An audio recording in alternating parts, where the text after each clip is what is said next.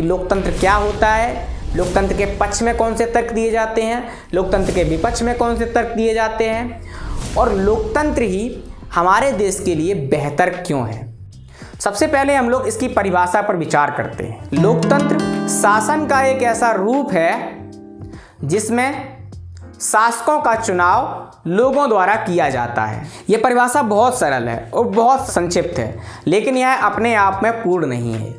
एक और परिभाषा देखते हैं जिसे अब्राहम लिंकन ने दिया था। तो अब्राहम लिंकन को तो आप लोग जानते ही होंगे, अमेरिका के पहले अश्वेत राष्ट्रपति थे। उन्होंने कहा है कि लोगों के द्वारा लोगों के लिए लोगों की सत्ता को लोकतंत्र कहते हैं। यह परिभाषा तो आपने खूब पढ़ी होगी, लेकिन यह भी अपने आप में पूर्ण नहीं है। डेमोक्रेसी शब्द जो है वो यूनान के शब्द डेमोक्रेसिया से बना है, और डेमोक्रेसिया दो शब्दों से मिलकर बना है, डेमो और क्रोसिया। और डेमो का अर्थ होता है लोग और क्रोसिया का अर्थ होता है शासन। तो इस प्रकार से डेमोक्रेसिया का मतलब हुआ लोगों का शासन। आखिरकार हम लोगों को परिभाषा जाननी ही क्यों है, क्या रखा है इस परिभाषा में। तो जैसे जब बारिश होती है तो बारिश को इसलिए परिभाषित करना जरूरी हो जाता है कि बारिश के संबंध में आपने सुना होगा कि आपके यहाँ बारिश हुई है, नहीं बस हल्की बूंदाबांदी हुई है। तो कि फलानी जगह तो बादल फट गया, शब्द तो एक ही है बारिश, लेकिन उसके दो चीज़ें निकल के सामने आई कि एक जगह बादल फट गया और दूसरी जगह कम बारिश हुई, बूंदाबांदी हुई।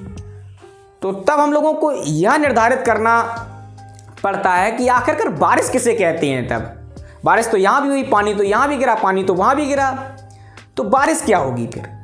तब निश्चित परिभाषा की ज़रूरत पड़ती है, तब बारिश को परिभाषित करना ज़रूरी पड़ता है।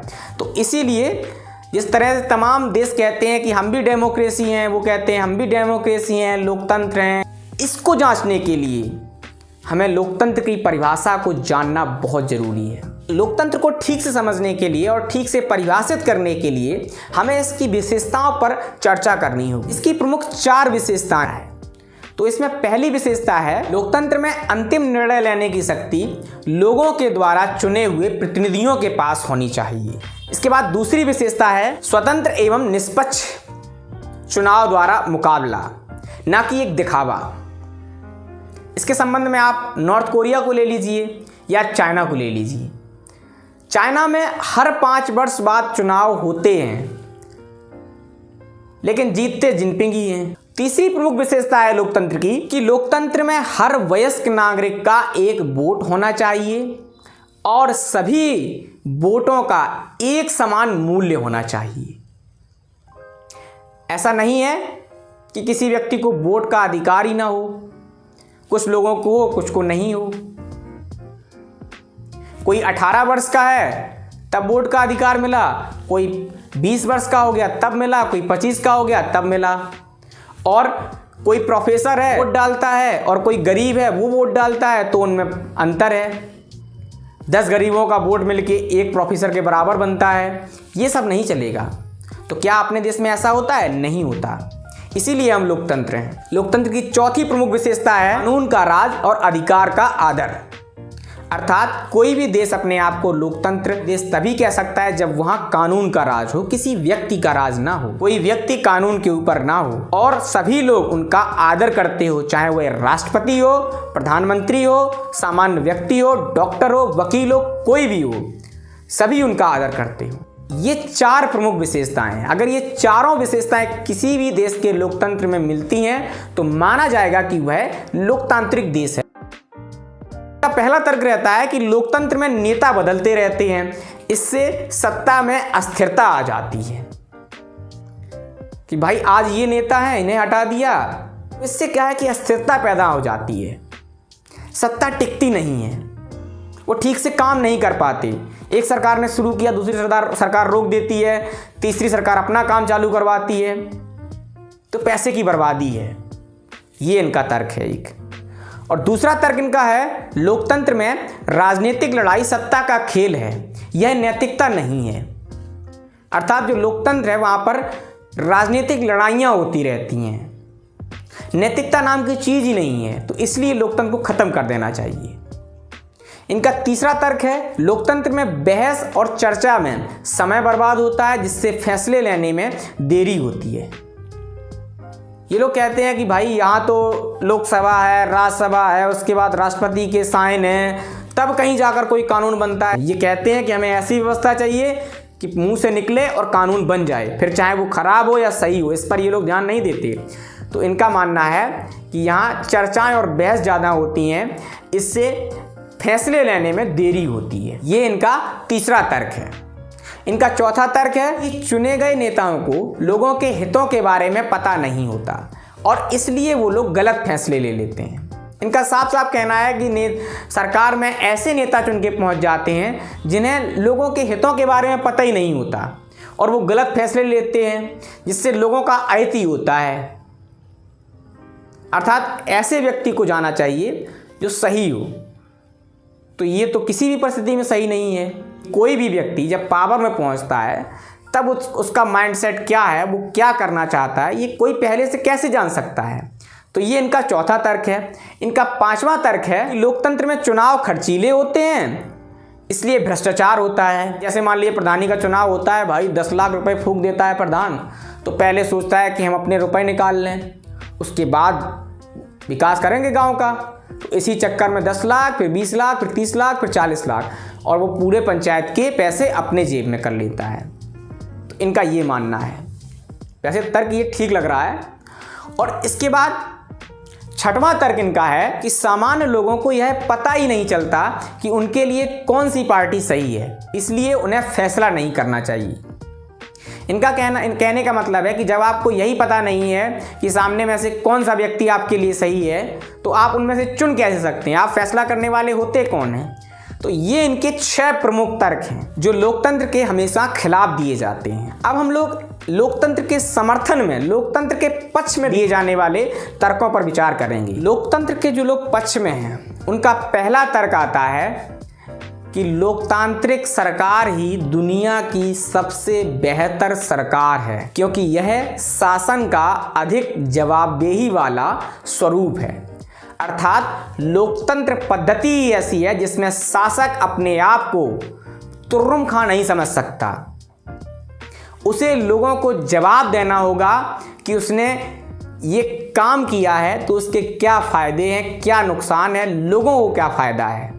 कि लोकतंत्र बेहतर निर्णय लेने की संभावना बढ़ाता है, क्योंकि कोई भी काम किसी एक व्यक्ति के द्वारा नहीं किया जाता।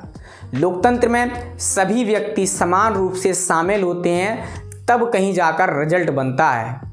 कोई भी कानून तभी बनता है जब वह सबसे पहले लोकसभा में पेश किया जाएगा, उस पर चर्चा की जाएगी, उसके क्या फ़ायदे हैं, क्या नुकसान हैं, क्या रिजल्ट होगा। उसके बाद इसी पर बहस राज्यसभा में की जाएगी, फिर राष्ट्रपति भी इसको समझेगा, तब कहीं जाकर उस पर राष्ट्रपति के साइन होंगे, फिर गजट में प्रकाशित होगा, तब वह कानून का रूप लेगा। तो इसलिए इसमें गलतियों की संभावनाएं बहुत कम हो जाती हैं। अगर गलतियां होंगी भी तो उनको ढूंढ कर कम कर सकते हैं। तीसरा इनका तर्क है लोकतंत्र के पक्ष में, लोकतंत्र मतभेदों और टकरावों को संभालने का तरीका उपलब्ध कराता है। दुनिया के आप किसी भी देश में चले जाइए, वहाँ पर आपको किसी भी एक धर्म का आदमी नहीं मिलेगा। वहाँ कई धर्मों के, कई मजहबों को मानने वाले लोग रहेंगे। तो इसलिए कहा गया है कि लोकतांत्रिक शासन व्यवस्था में 2 धर्मों, 2 पक्षों, 2 संप्रदायों को किसी भी बात के ऊपर जो झगड़ा होते हैं उनको कम करने में सहायता मिलती है लोकतांत्रिक व्यवस्था में। डिक्टेटरशिप में क्या होगा कि राजा अगर हिंदू है तो वो सारे हिंदुओं के लिए ही फैसले लेगा जो सही होंगे, मुस्लिमों के ऊपर या बौद्धों के ऊपर, सिखों के ऊपर ध्यान ही नहीं देगा। मुस्लिम हो गया तो वो सबसे कहेगा कि भाई नमाज़ पढ़ो, हिंदू मंदिरों में क्यों जाते हो, नमाज़ पढ़ो, ये बेहतर है। बौद्ध हो गया तो वह कहेगा कि सब लोग चीवर धारण कर लो, सब बौद्धिस्ट बन जाओ। तो इसलिए कहा गया है कि लोकतांत्रिक शासन व्यवस्था में जो आपसी टकराव हैं, मतभेद हैं, उनको कम किया जा सकता है। लोकतंत्र के पक्ष में चौथा प्रमुख तर्क है कि लोकतंत्र में नागरिकों का सम्मान बढ़ता है। ये बात तो सही है भाई, बात तो सही है। कोई भी नेता चाहे कभी ना जाए अपने कॉन्स्टिट्यूएंसी में, अपने क्षेत्र में, लेकिन जब चुनाव होगा तो वहीं झकमराने जाएगा, वहीं उन्हीं लोगों के सामने गिड़गिड़ाएगा, उनके पैर छुएगा, और अगर वो चप्पलों जूतों की माला भी पहना देना तो वो भी पहन लेगा। वही नेता जो जब मंत्री, विधायक, मुख्यमंत्री, राष्ट्रपति, प्रधानमंत्री बन जाता है तब सीधे मुंह बात नहीं करता, लेकिन एक बार जब चुनाव होगा तब जरूर जाएगा। बड़े लंबे लंबे चौड़े चौड़े भाषण देगा जाके, हम ये कर देंगे, हम वो कर देंगे। नागरिकों का सम्मान होता है कुछ समय के लिए ही सही, लेकिन होता तो है। वहीं अगर कोई डिक्टेटर हो जाए, तानाशाह हो जाए, उसको क्या मतलब तुमसे? भाई वो तो राजा बना बैठा है, उसको तो सारी सुख सुविधाएं मिल ही रही हैं। लोकतंत्र के समर्थन में पांचवा प्रमुख तर्क है, लोकतांत्रिक शासन व्यवस्था दूसरों से बेहतर है क्योंकि इसमें हमें अपनी गलती सुधारने का मौका मिलता है। जैसे मान लीजिए कांग्रेस ने कभी गलतियां करी होंगी, तभी ना इनकी जगह भाजपा आई है, और भाजपा भी गलतियां करेंगी। और ऐसा तो है नहीं कि कोई व्यक्ति गलती करेगा ही नहीं। जब भाजपा गलती करेगी तो इनको हटा के कोई और आएगा सत्ता में। लेकिन अगर कांग्रेस ने अपनी गलतियों को संवारा, उन पर ध्यान दिया, तो वो वापस फिर से आ सकते हैं। तो इसीलिए लोकतांत्रिक शासन व्यवस्था में कहा गया है कि ये बेहतर इसलिए भी है क्योंकि इसमें जो सत्ताधारी लोग हैं वो अपनी गलतियों पर पुनर्विचार करते हैं, उनको सुधारते हैं। और नहीं तो इसका परिणाम क्या होगा? सत्ता परिवर्तन। आप राजा नहीं रहेंगे, आप फिर वहीं पहुंच जाएंगे, नीचे रंक बन जाएंगे। और इसकी एक प्रमुख विशेषता ये भी है कि इसमें अगर कोई कानून लोगों के हित में नहीं है तो या तो शासक समूह अपना फैसला बदले या तो शासक समूह को ही बदल दिया जाता है। राजा ही बदल दिया जाएगा, ना बदलो कानून, तुम ही बदल देंगे। तो ये इसकी प्रमुख पक्ष में दिए गए तर्क हैं कि लोकतंत्र ही बेस्ट क्यों है। निश्चित रूप से लोकतंत्र सभी समस्याओं को खत्म करने वाली जादू की छड़ी नहीं है, लेकिन यह साफ तौर पर उन सभी दूसरी व्यवस्थाओं से बेहतर है जिन्हें हम जानते हैं या जिनका हमें अनुभव है। इसमें लोगों की इच्छाओं का सम्मान किए जाने की ज्यादा संभावनाएं हैं, इसमें गलती सुधारने की संभावना है, और इन्हीं कारणों से लोकतांत्रिक शासन व्यवस्था दुनिया की सभी शासन व्यवस्थाओं से बेहतर है।